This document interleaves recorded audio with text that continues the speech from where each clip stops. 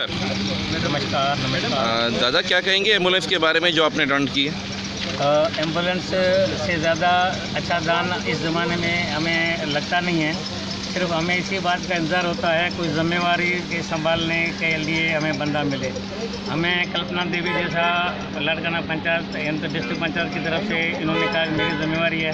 हम बहुत खुशी हो कि कितना जल्दी दें, क्योंकि असल है कि सेवा जब शुरू होती है जब इनको संभालना, चलाना और मैक्सिमम मरीज़ और मैयत के लिए इस्तेमाल करना।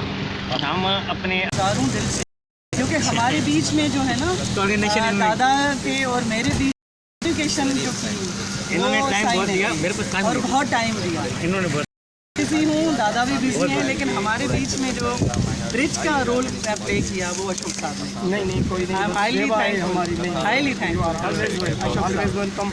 हम तो बहुचंद साहब थे, उन्होंने फ़ौरन हमारी बात मान ली। सिर्फ मुलाकात हुई कहीं पे मैडम और मेरी, उन्होंने देरी नहीं की, हम ही भरी के मैं दे दूँगा। Thank you. एक ही रिक्वेस्ट पे हमारी।